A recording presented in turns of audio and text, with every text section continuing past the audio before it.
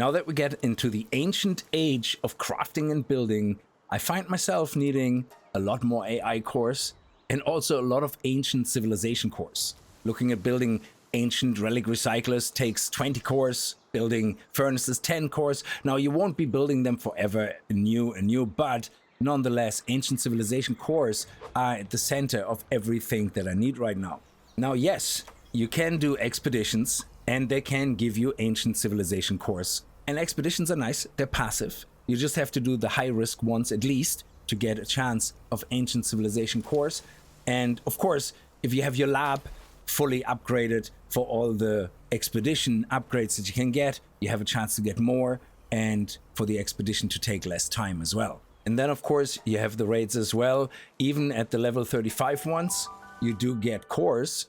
And the higher and more difficult the raid boss is, the more cores you get, but they're not that much. I think it's only up to 5 cores, maybe even on the harder levels.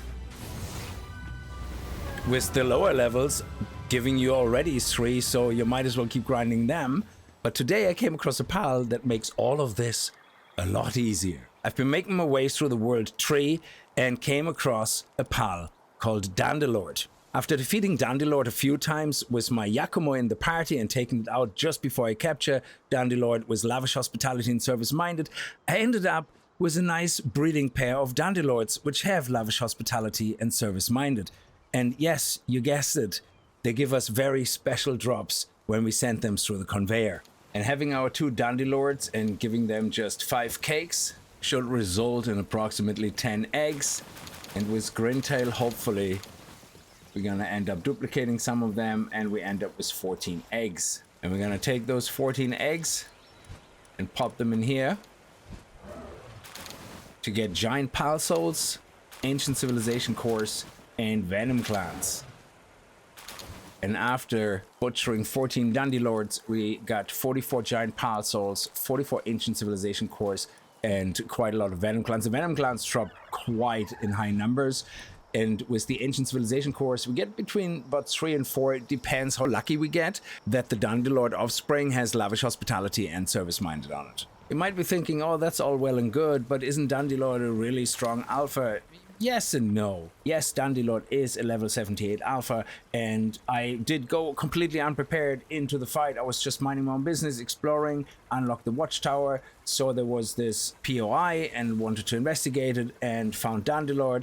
And the first time I went in, I nearly died. Luckily, I was able to capture him because soul spheres are actually quite strong. Of course, there's many different ways to play the game, but for me, I went to the Astral Mountains to explore at some point and found Frostalion. And once you can get Frostalion, make sure you catch him. He seems to be so overpowered. Once I had him, I finished the last 3 towers before I got and opened the World Tree map completely with Frostalion. Now, the copy of Frostalion I have is not even 4-starred. Now, I did upgrade everything, attack, defense, and health to the max with the souls, of course.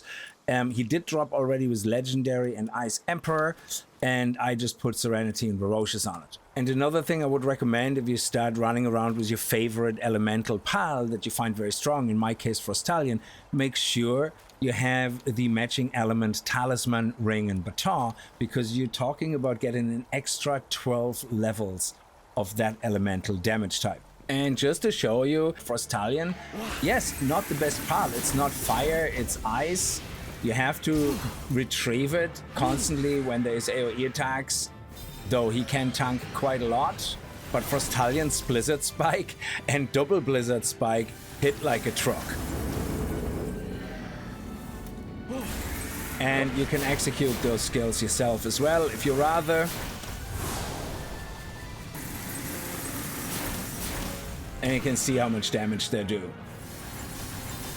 And that's pretty much it. If you want, you can throw Soul Sphere, but let's see if Frostalion can finish him. Yeah.